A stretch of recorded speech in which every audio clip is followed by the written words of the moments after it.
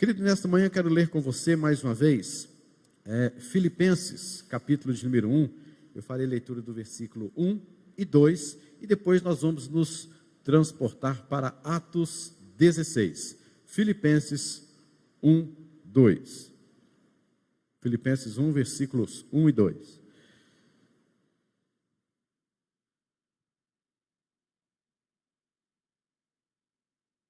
Diz assim a palavra do Senhor em Filipenses 1, 1 e 2.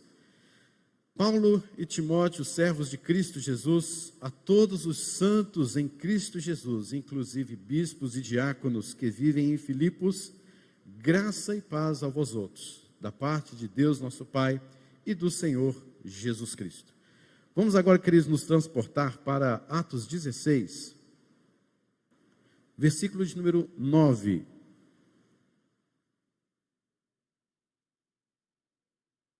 Atos 16, versículo 9, diz assim: à noite sobreveio a Paulo uma visão, na qual um varão macedônio estava em pé e lhe rogava, dizendo: passa a Macedônia e ajuda-nos. Vamos orar nesse instante. Senhor, fale profundamente aos nossos corações, ó Deus. Nós estamos com as nossas mentes abertas, com os nossos corações abertos, para que o Teu Espírito Santo fale profundamente conosco. Pai querido, que nós possamos ser levados pelo Teu Espírito ao arrependimento verdadeiro, à contrição, à obediência à Tua ordem, à Tua palavra. Que o Senhor possa, Deus, fazer algo novo em nossos corações nesta manhã. Que não seja apenas uma palavra que vai passar e depois já esqueceremos, mas, ó Deus, que possamos guardá-la em nosso coração para não pecarmos contra Ti. Possamos guardá-la em nosso coração para colocar em prática, a fim de que não sejamos apenas ouvintes, mas praticantes da Tua palavra. Fale conosco, é no nome de Jesus que nós oramos. Amém, Senhor. Meus irmãos, que bênção para Paulo escrever uma carta como essa, a carta aos Filipenses, mesmo estando numa situação difícil. Mas não somente a situação difícil a qual ele estava passando, aquela prisão lá em Roma, quando ele escreveu essa carta, mas também durante todo o processo de evangelização e de plantação daquela igreja em Filipos, também foi um processo árduo, doloroso, difícil. Então não foi somente este momento em que ele escreveu, mas o momento em que tudo começou na igreja de Filipos. E para a gente dar continuidade à exposição a essa carta, a gente pôde voltar lá atrás para nós vermos como que foi o início, como que Deus trabalhou naquela cidade com pessoas de diferentes formas para ser ali uma igreja. A Macedônia, queridos, essa região, na verdade, já estamos falando do Ocidente, já estamos falando do Evangelho do lado de cá, do Ocidente.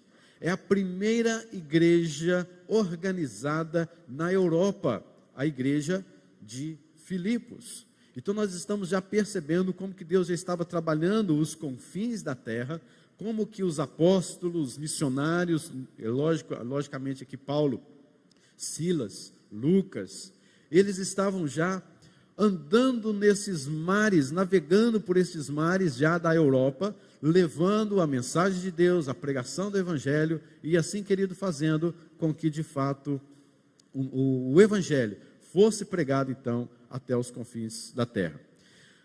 Mas eu tenho falado, Paulo organizou esta igreja, na verdade ele trabalhou nesta cidade durante a sua segunda viagem missionária. A sua segunda viagem missionária tinha como objetivo passar nas mesmas igrejas da Galácia, onde ele havia também conversado com alguns irmãos, vários irmãos convertidos, e ele queria passar para ver como os irmãos estavam.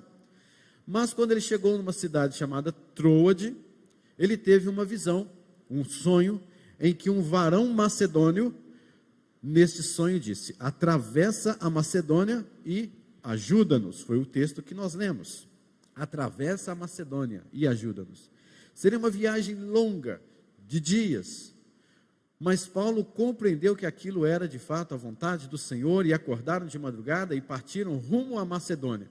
Não sabemos se Paulo já teria ido lá, se conhecia por lá, talvez sim, mas agora ele vai com o intuito, o objetivo de pregar o Evangelho, de falar de Cristo, o Evangelho da graça do Senhor Jesus Cristo. E ali, queridos, nesta cidade, ele até tentou passar em Neápolis, tentou passar em Bitina, Samotrácia, mas agora Deus o coloca em Filipos. Era em Filipos, Deus o queria ali. E ali, ele estando em Filipos, ele foi tremendamente perseguido. Aconteceram algumas coisas ali, as quais nós veremos, em que uma mulher se converteu, uma mulher chamada Lídia, uma jovem adivinhadora foi curada, foi liberta de um demônio, através da qual esses demônios traziam adivinhações, e alguns homens ganhavam dinheiro, lucro, porque escravizaram esta mulher, segundo as suas adivinhações, para ganhar dinheiro. E Paulo, em nome de Jesus, liberta aquela mulher. E em terceiro, vemos a conversão também de um carcereiro, que estava ali à prisão, que foi um dos da guarda pretoriana, que foi um dos que açoitaram o apóstolo Paulo, possivelmente, para que estivesse então naquela prisão, porque Paulo e os missionários foram terrivelmente perseguidos, jogados em praça pública, foram açoitados, machucados e assim jogados numa prisão, e era o carcereiro quem os vigiava. E em todos estes nós podemos ver conversão. A Bíblia não fala diretamente que aquela jovem adivinhadora se converteu, fala pelo menos que ela foi liberta daquele espírito demoníaco, mas a gente percebe que na sequência ela poderia ter sido também, mais tarde, uma dos membros da igreja de Filipos. Podemos talvez afirmar assim, sem problema nenhum. Mas, queridos, primeira coisa que a gente vê aqui, na introdução, para a gente ver algumas coisas em Atos capítulo 16, uma das lições é que todo o projeto missionário da igreja, todo o projeto evangelístico da igreja, tudo que a igreja faz, o projeto propriamente daquele missionário, deve sempre ser conduzido pelas coisas do céu, e não propriamente dos desejos humanos. Nós percebemos que Paulo, ele era uma pessoa muito organizada, muito sistemática, mas ele, ao chegar em Galácia, ele é levado pelo Espírito Santo de Deus a um outro lugar que ele não tinha planejado. Por quê? Porque é o plano de Deus para a vida daqueles missionários, para a obra da igreja. Então, a caminhada da igreja, a obra evangelística de um missionário, a obra evangelística de quem está levando a mensagem do Senhor, nós precisamos entender que é conduzida por Deus e não pelo homem. Muitas vezes, queridos, nós achamos que a igreja caminha nas nossas costas. Muitas vezes nós achamos que, olha, se o pastor Lucas não estiver fazendo isso, se o pastor Emanuel não estiver fazendo isso, se aquele líder lá daquele ministério não estiver fazendo isso, então vai... Não, queridos, nada disso. É o Senhor quem controla a igreja, é o Senhor quem sustenta, é o Senhor quem caminha com a igreja, quem dá planos para a igreja, e nós seguimos o caminho de Deus, não depende de mim. Já imaginou se essa igreja dependesse do pastor da igreja para caminhar com Cristo e tudo mais? Meus irmãos, não teria ninguém na igreja, pode ter certeza disso. Se dependesse de mim, teria ninguém da igreja. Por quê? Porque a unção vem do Senhor, para que nós como um corpo caminhemos, vem das coisas lá do céu, vem dos propósitos de Deus, para a nossa caminhada. A base de fé vem do Senhor, é Cristo quem controla, quem coordena toda a caminhada da sua igreja, toda a jornada missionária, durante os séculos.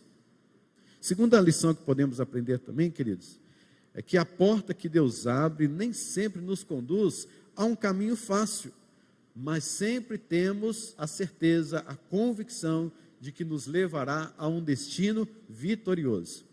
É assim na nossa vida particular também. Nem sempre entendemos os projetos e os propósitos de Deus para as nossas vidas, e nem sempre são caminhos fáceis, são caminhos assim de rosas. Há também os seus espinhos. Na vida da igreja, na vida de missões, na vida dos missionários e evangelistas, da mesma maneira. A caminhada da igreja também, queridos, não é um lugar onde você vai chegar e falar assim: agora sim eu encontrei um caminho bonito, enfeitado, eu vou andar por ele, eu passo lá até com um tapete vermelho agora. Não existe isso, queridos. A igreja, ela de fato existe, a sua vida e etc., mas tem caminhos difíceis para nós percorrermos, tem caminhos árduos, tem caminhos pegajosos, caminhos que nos entristecem, momentos que trazem desprazer, sim, mas segurando na força do Senhor, estando na espera, na entrega da mão, da graça de Cristo sobre as nossas vidas, nós com certeza teremos um destino vitorioso. É o que esses irmãos aqui passaram. Eles foram para Galácia, chegaram lá, tiveram uma visão. Olha, essa visão é de Deus, vamos seguir a visão de Deus, vamos nessa. Acordaram de manhã e foram lá na região lá da Macedônia, atravessaram a Macedônia e foram ajudar aos irmãos da Macedônia. Mas chegaram lá, eles foram presos, antes de serem presos foram açoitados, antes de serem açoitados foram humilhados. À meia-noite cantavam ao Senhor, louvando ao Senhor, e os outros presos, inclusive, ouviam tudo isso também que eles faziam. Mas eu pergunto para você, se fosse você que estivesse lá com Paulo, se fosse você que estivesse lá com os missionários, sei, Paulo, nós erramos dessa vez, hein? Isso aqui não é a vontade de Deus para nós, mas de jeito nenhum, nós temos que voltar. Quem disse, Paulo, que isso aqui é a vontade de Deus para a nossa vida, passar por um negócio desse? Deus me livre, nós temos que voltar o mais rápido daqui, vamos fugir daqui, vamos planejar uma fuga aqui nessa prisão, porque isso aqui não é de Deus não, Deus não quer isso para a minha vida, Deus não quer, eu não aceito. Já viram isso por aí?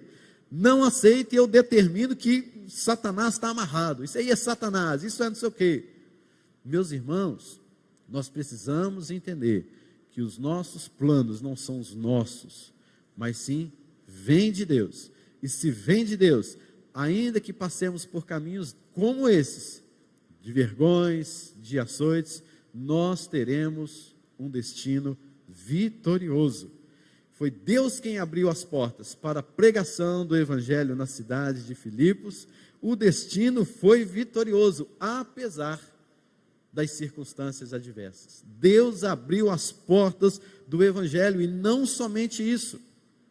Foi Deus quem abriu o coração de Lídia. Foi Deus quem abriu os olhos daquela endemoniada.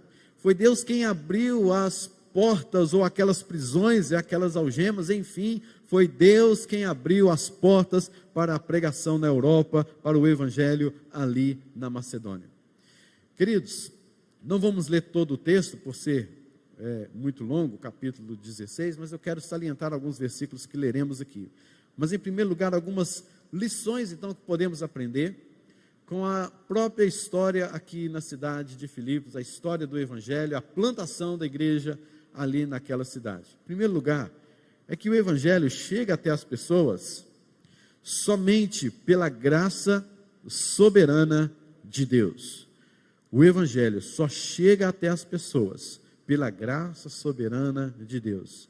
Só que para que essa graça soberana de Deus chegue até essas pessoas, Deus soberanamente também usa a mim e a você para levar o Evangelho.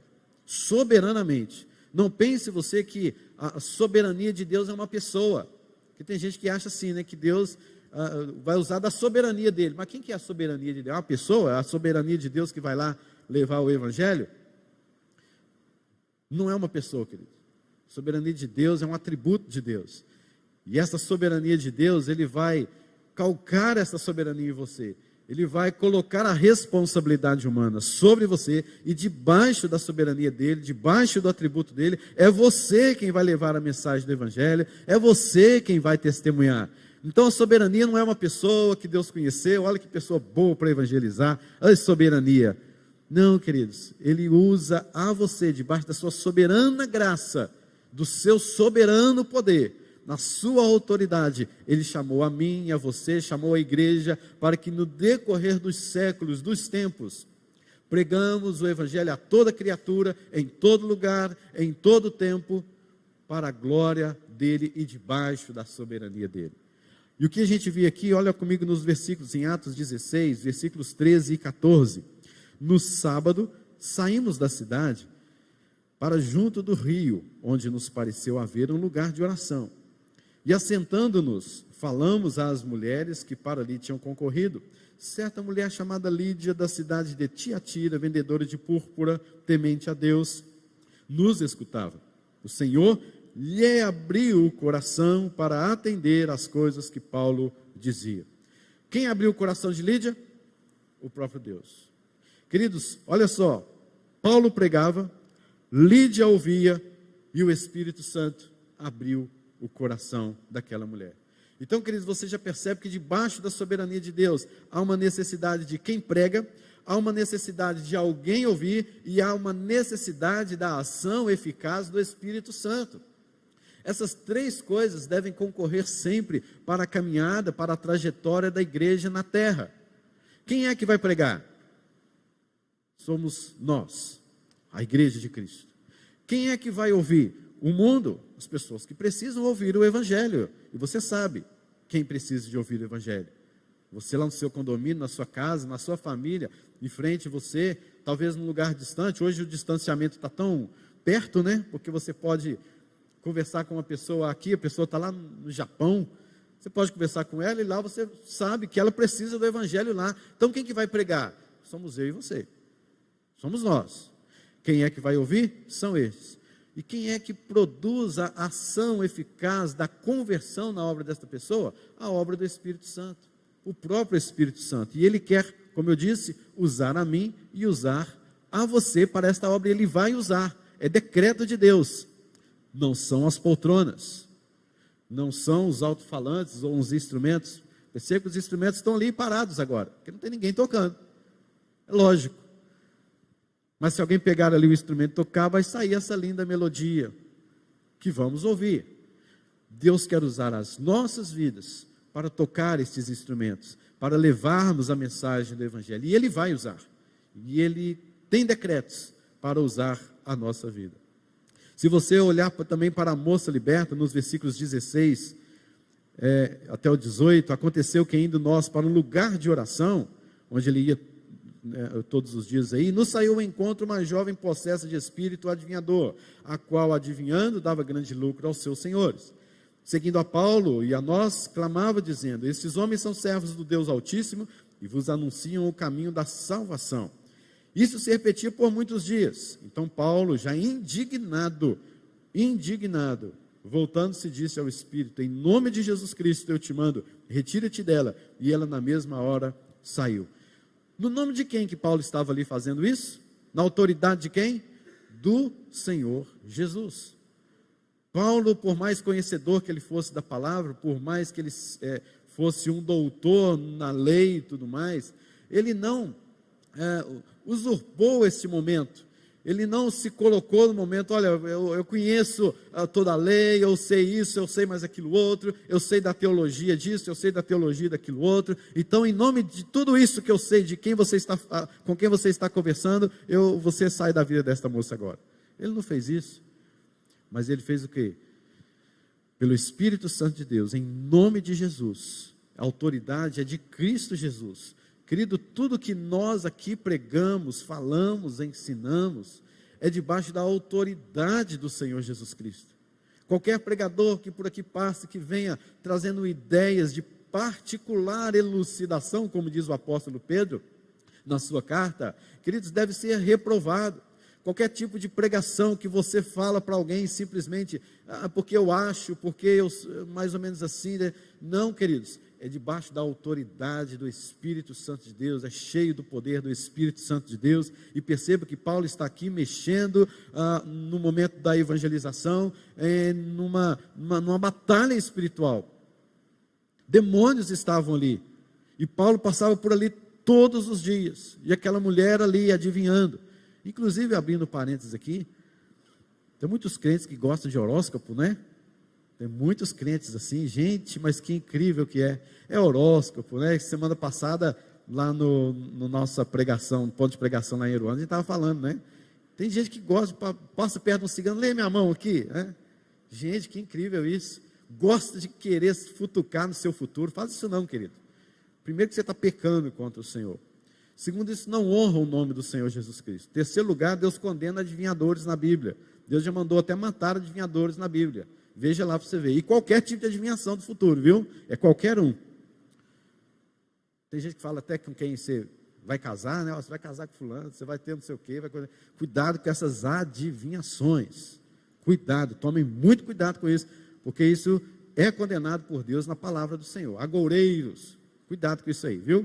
Fecha parênteses, deixa o horóscopo de lado, em nome de Jesus, e vamos seguindo em frente. É a palavra do Senhor quem nos conduz. Guarda no coração a tua palavra, para não pecar contra ti. Pronto, louvado seja o Senhor por isso. Meus irmãos, mas em terceiro lugar, nós vemos aqui o carcereiro. Vemos, na verdade, lendo alguns textos, eu achei muito interessante trazer isso para os irmãos. Na vida desse carcereiro, neste momento, acontecem aqui 3 milagres interessantíssimos. O primeiro milagre que acontece na vida do carcereiro é um milagre físico, que diz respeito ao seu contexto ali. Perceba, queridos, se você sabe a história, enquanto o carcereiro estava ali, vigiando, passando por ali, guardando aquela prisão onde Paulo e Silas estavam, e onde haviam outros, inclusive a prisão onde eles estavam, segundo a forma como eles foram presos e açoitados, era uma prisão de segurança máxima. Eles estavam bem mais lá no fundo, possivelmente, desta prisão, onde estavam ali na linha já daqueles que estavam prestes a morrer por condenação. Então, o Paulo estava no meio dessa turma, para você ver que a prisão não foi ali uma delegacia, ali, uma prisão que eles ficaram, não. Eles ficaram lá atrás, na segurança máxima, de frente para a morte, já estavam para ser entregues à morte. Então, um terremoto aconteceu, as prisões se abriram. Interessante isso, porque quando acontece um terremoto, o que acontece? Graças a Deus que nunca aconteceu, né? Mas o que acontece no terremoto que a gente vê é que cai tudo, não é isso, engenheiro Adésio? Isso que acontece, cai tudo, quebra tudo, não fica nada. Mas esse terremoto aconteceu o quê? Apenas abriu as prisões. Esse já foi um primeiro milagre. O segundo milagre que acontece na vida desse carcereiro é um milagre também moral, no contexto em que eles estavam ali, que ele estava ali. Por quê? Meus queridos, você já viu aí várias vezes alguns prisioneiros tentando fugir, né? Essa semana teve uns aí também, espertinho, tentando fugir aí da prisão, né? Dos cárceres. Fazer de tudo para fugir. Fura um buraco, fura no teto. Tem um filme, uma série de um filme, que só trata disso, né? Só trata de ladrões, de fugitivos criminosos querendo fugir. O tempo todo, da série toda do filme, é fugir da prisão, né? E você vê como são espertinhos, como gostam de fazer essas aventuras. Às vezes foge, o policial vai lá, pega de novo, coloca de novo na prisão, foge de novo. É uma loucura. Mas o que a gente vê aqui? As prisões se abriram, e estes homens malfadados, estes homens ruins, sentenciados à morte, vendo a sua prisão aberta, e de repente, Paulo grita lá para o carcereiro que queria se suicidar, porque fugiu todo mundo. E Paulo grita: não faças isso, porque estamos todos aqui. Nenhum preso fugiu. Já imaginou? As cadeias estavam abertas, as algemas abertas, não fugiu nenhum. Sabe o que é isso, queridos? É milagre na vida daquele carcereiro, porque Deus tinha projeto na vida do carcereiro. Há coisas nas nossas vidas que nós muitas vezes nos maravilhamos e admiramos também de como Deus faz as coisas, mas é um milagre do Senhor para a sua vida e para a vida da igreja. Deus segurando, Deus confirmando, Deus protegendo, dando segurança ao seu povo. Mas o terceiro milagre é o milagre espiritual, porque Deus, diante daquele quadro terrível, um terremoto, uma situação daquela, a poeira ali que possivelmente pode ter dado ali nas costas, os açoites, né? Não poeira, os açoites que deram ali nas costas de Paulo, aquela confusão toda ali daquelas prisões que foram também muito mal feitas, inclusive, porque Paulo era um cidadão romano. Mas agora a gente vê aquele homem chegando diante de Paulo desesperado, talvez desesperado mesmo, tremendo ali, e falando assim: o que eu devo fazer para que eu seja salvo? Aquele homem não suportou o evangelho que chegou para Filipos naqueles dias, porque ele estava acompanhando tudo. Ele foi um dos que açoitaram Paulo, possivelmente. Ele foi um dos que viu de fato a condenação deles para aquela prisão, e agora aquele carcereiro está atônito, desesperado, e ele diz: esse negócio é verdade mesmo, este evangelho é vida mesmo, o que eu devo fazer para eu ser salvo? E então, queridos, Paulo diz: creia no Senhor Jesus Cristo, e será salvo tu e a tua casa. Aquele carcereiro, então, ao invés de dar mais açoites, ao invés de mandar prender todo mundo de novo lá nas prisões, olha, fechem tudo, eu estou aqui com todas essas chaves, eu vou prender todo mundo.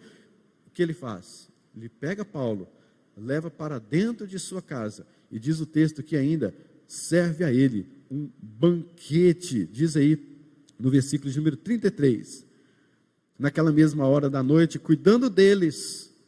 O carcereiro cuidou, o carcereiro lavou-lhe os vergões dos açoites, e foi ele batizado e todos os seus. Então, levando-os para sua própria casa, lhe pôs à mesa, e com todos os seus manifestava grande alegria por terem crido em Deus. Olha só que coisa interessante, o próprio carcereiro lavou-lhe os vergões, cuidou, levou para dentro de casa, deu-lhes ali alguma coisa de comer, pôs à mesa, e com todos os seus, com toda a sua casa, manifestava grande alegria por terem crido em Deus. Está vendo como que os planos de Deus, no decorrer da sua caminhada, vêm se cumprindo, mesmo que a gente não entende?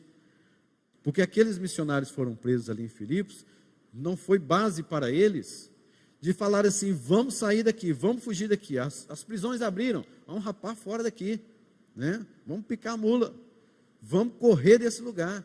Mas não, eles continuaram ali. Paulo ainda disse: nós estamos todos aqui. E além do mais, Paulo foi tratado por este carcereiro e houve ali uma verdadeira conversão. Segunda coisa, queridos, é que o evangelho também vem a todo tipo de pessoa. Você vai perceber que Filipos é um modelo de igreja mundial, é um modelo de igreja que está esparramada pelo mundo afora. Você percebe, por exemplo, que Deus salva gente de todo tipo de raça. Você vê Lídia, da cidade de Tiatira, você vê a moça possessa, que era grega, porque ali a cidade de Filipos era uma cidade grega, mas era uma colônia romana. Ela era politicamente romana, mas geograficamente grega, estava na região da Grécia. E temos também um cidadão carcereiro que era romano. Então você vê alguém da Ásia Menor, Tiatira, você vê gente da Grécia e você vê um cidadão romano ali. Então a mensagem do evangelho é até os confins da terra. Deus estava ali usando estas três pessoas para que o evangelho fosse multiplicado em todas aquelas regiões. Perceba como que Deus faz as coisas tão bem feitas e que os seus planos nunca são frustrados. Às vezes são caminhos dolorosos, mas Deus cumpre os seus planos. Em segundo lugar, Deus salva gente também de diversas classes sociais. Lídia, vendedora de púrpura da cidade de Tiatira. Na cidade de Tiatira era uma cidade muito proeminente no comércio de púrpura. Uma tinta extremamente cara, talvez 100 gramas dessa tintura, dessa tinta púrpura, valeria aí em torno de 20 mil reais hoje. Então é coisa de 100 gramas. Pensa, você pintar uma roupa, vou ali comprar uma tinta para mim ali, já volto para pintar minha roupa aí na formatura do meu filho. Aí você vai lá e compra 1 grama de tinta, né, púrpura, de lá da cidade de Tiatira. Coisa boa, hein? Depois você passa para mim essa tinta também, a gente vai usar junto para pintar as nossas roupas. Mas olha só, queridos, essa mulher era uma empresária bem-sucedida. Ela estava lá na cidade de Filipos, trabalhando, mas ela era de fato uma mulher ali temente a Deus, veremos já já, mas era uma mulher que na sua classe social era uma mulher grande empresária. Outra coisa, a mulher que era escrava de Satanás, escrava dos homens. Então nós temos Lídia, uma grande empresária, temos uma mulher que era escravizada por homens e por Satanás, e temos também o carcereiro, que era funcionário público da própria Roma. Ele estava ali como funcionário público. Mas não somente isso, Deus salva também pessoas de culturas religiosas diferentes. Você pode ver que o pano de fundo religioso de cada um é diferente. Lídia, por exemplo, diz o texto muito claramente, que ela era temente a Deus. Ela era então possivelmente uma prosélita, era uma gentia que tinha aderido ao judaísmo, que tinha estudado a lei de Deus. Então ela já tinha uma formação religiosa, uma cultura religiosa, e ela já era introduzida nas coisas de Deus, do Antigo Testamento. Era uma mulher que praticava a oração, mas ela não era ainda convertida. Possivelmente uma mulher irrepreensível, tinha o espírito até mesmo de congregar, sabia que poderia se congregar, ela congregava com outras mulheres, ia para um lugar de oração, mas ela não era convertida. Então você vê o pano de fundo que Lídia já possuía. Você vê também, queridos, o pano de fundo religioso da escrava. A escrava também, você pode ver que ela era uma mistura, né? Esse misticismo todo, essa coisa comprometida com os demônios, com adivinhação, com, sei lá, se ela tinha bola de cristal, sei lá, talvez algumas cartas, sei lá o que era. Mas o seu fundo religioso, extremamente pagão, extremamente espiritual, um compromisso religioso com o próprio Satanás. E o carcereiro? O carcereiro, funcionário e cidadão de Roma, e ele praticava a religião do Estado, afinal de contas, para ele, quem era o seu Deus? César. E Roma era divina. Então ele era um homem extremamente idólatra, que prestava culto a César, que dizia que Roma era divina. E você vê uma igreja, a primeira igreja da Europa, começando com um fundo religioso desse jeito. Às vezes, queridos, vemos as igrejas hoje, muitas pessoas indo e vindo, saindo, voltando, né? Está aqui nessa igreja, de repente está noutra, e daquela outra vai para outra, e daquela outra para outra, volta de onde parou, depois sai de novo e tudo mais. Queridos, nós precisamos parar e repensar na vida evangelística e missionária da igreja, porque as pessoas precisam de conversões. Precisamos de ver pessoas sendo convertidas por obra do Espírito Santo, vindo à igreja, porque por mais que tivesse os seus panos religiosos, seus panos de fundo religiosos, a sua cultura diferenciada, o seu nível social diferenciado, mas precisamos de ver pessoas convertidas por obra do Espírito Santo. Falta pregação? Falta-nos o incentivo de pregar o Evangelho? Ou será que você que está de braço cruzado, pensando assim, Deus trará os seus eleitos até a igreja, não precisa de que eu faça nada? Querido, isso é uma tremenda de uma mentira, porque muitas pessoas pensam que nós, como temos a confissão de fé e a doutrina, chamada doutrina calvinista, onde fala realmente que os eleitos virão até Deus, mas em momento nenhum a doutrina calvinista, a doutrina protestante, a doutrina da igreja presbiteriana, em momento nenhum afirma que nós presbiterianos não pregamos o Evangelho porque cremos que os eleitos de Deus virão, fazendo ou não, pregando ou não. Isso é uma mentira extremamente satânica contra a igreja de Deus. Se você entende assim, você entendeu tudo errado. Faltou a escola dominical, faltou ao culto à noite, porque não é isso, jamais pregaríamos isso. Eu, como pastor presbiteriano, assinando ali o meu compromisso com a doutrina calvinista, com a doutrina da igreja presbiteriana, eu jamais vi um ensino de João Calvino, o ensino da igreja presbiteriana, a nossa igreja, afirmando que nós não precisamos fazer nada não, porque os eleitos virão até nós. E aí calcam a igreja presbiteriana do Brasil como se fosse uma igreja que não evangeliza, que não faz missões, que não prega o evangelho. Isso é uma tremenda de uma mentira, queridos. Não podemos de fato nenhum, de maneira nenhuma, aceitarmos tal coisa. Nunca foi doutrina nossa, pelo contrário, exatamente pelo fato de sabermos que há eleitos de Deus no mundo, exatamente pelo fato de sabermos que Deus nos colocou aqui nesta cidade, Deus te colocou lá naquela faculdade, Deus colocou você lá naquela escola, naquele escritório, e lá tem eleitos de Deus não regenerados, é exatamente assim que eu vou pregar o Evangelho, porque eu sei que se eu pregar o Evangelho, pessoas se converterão por obra e ação do Espírito Santo. Difícil demais é crer diferentemente, é afirmar que a conversão depende da pessoa, depende do querer dela, da vontade dela, é ela que tem que se converter, a decisão é dela. Aí é difícil demais, porque eu não consigo. Porque se eu sei que a decisão é da pessoa, propriamente da pessoa, eu vou pregar e pronto. Porque eu sei que Deus elegeu, porque eu sei que tem eleitos, eu prego e sei que quando eu semeio, os eleitos virão, ouvirão a palavra de Deus. Alguns não ouvirão, alguns não se arrependerão, mas ouvirão. Mas aqueles que são eleitos, com certeza, ouvindo o chamado eficaz, a graça irresistível, eles virão até Cristo. E você pode ter certeza disso. O semeador saiu a semear. Então, quando você semeia, pessoas se converterão.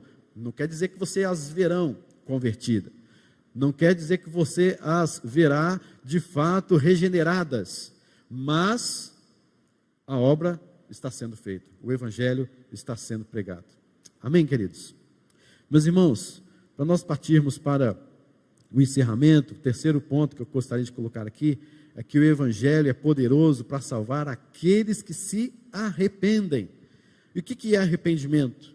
Arrependimento é a tristeza em ver o estado de miséria espiritual, após ter os seus olhos abertos pelo Espírito Santo e notar a sua depravação total, notar a sua miserabilidade diante de Deus que é santo, que é justo, que é poderoso. Mas não somente isso. O arrependimento diz respeito ao abandono do pecado, o desprezo, o nojo pelo pecado. Mas não somente isso. O arrependimento é voltar-se para Deus em fé, entregar-se completamente a Ele.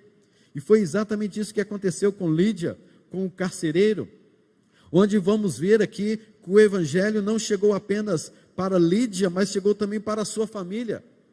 O evangelho alcançou Lídia, mas alcançou também a sua casa. A palavra oikos, casa, aqui no original diz respeito a inclusive os seus filhos ou outros adultos que estivessem em sua casa. E ela começa a desenvolver virtudes cristãs como a hospitalidade. Você percebe comigo no versículo de número 40, que depois que os missionários saíram da prisão, dirigiram-se para a casa de Lídia, e vendo os irmãos os confortaram, então partiram. Uma virtude cristã na vida daquela mulher, ela era hospitaleira. Prova de conversão, prática, as boas obras da conversão. Vemos também o carcereiro, que teve também o seu batismo precedido da pregação.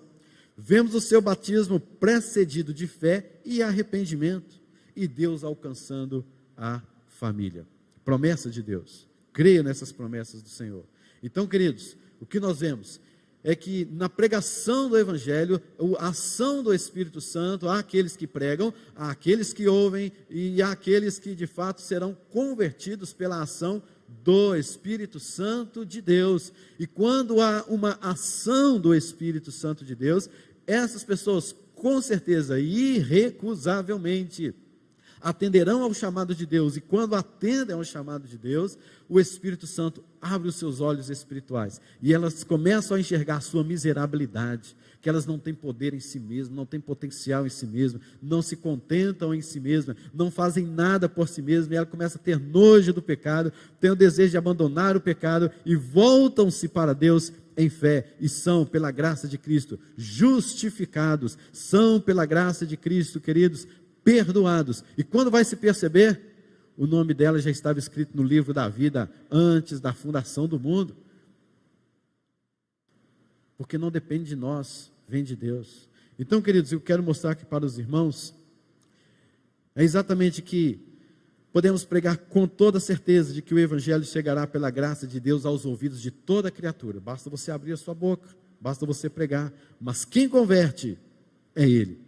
O evangelho, queridos, vem a todo tipo de pessoa. Deus não escolheu uma raça, Deus não escolheu um tipo de cultura, Deus escolheu, queridos, há pessoas em todas as culturas, de todas as tribos, povos, raças, línguas, há eleitos do Senhor em todas elas. E por isso todas as pessoas deverão e devem ouvir o evangelho da graça de Cristo. E quem Deus usa, somos nós. O evangelho, queridos, é poderoso para salvar então aqueles que se arrependem por obra do Espírito Santo. É poderoso para sustentar as nossas vidas em momentos de provas, tais como essas que os missionários passaram. Então, queridos, fale de alguém para Jesus hoje. Fale de alguém para Jesus, essa semana, e fale de Jesus para alguém. Fale de alguém para Jesus, e fale de Jesus para alguém. Deixe Deus te usar e deseje sempre ser usado por Deus. Prega o evangelho e nada mais do que o evangelho. Não precisa de você florear, dizer coisas que o evangelho não diz para tentar alcançar a pessoa, não, tá certo? Prega o evangelho da forma como ele é, simples. Deus vai cumprir os seus planos. Cabe então você a ser obediente à sua ordem. Que o Senhor nos abençoe, que você, querido, assim possa perceber como foi o início da igreja na Europa, em Filipos, como que Deus usou o apóstolo Paulo e os missionários. Foi luta, foi difícil. Não é fácil a caminhada da igreja, o início da caminhada da igreja, não é fácil a caminhada da igreja, mas pode ter certeza que o Senhor tem um destino vitorioso para a sua igreja, e esse destino está escrito em Apocalipse, por exemplo, da glorificação da igreja eternamente. Seja aqui, seja lá, o destino da igreja sempre será vitorioso. Amém, queridos? Amém. Louvado seja o nome do Senhor.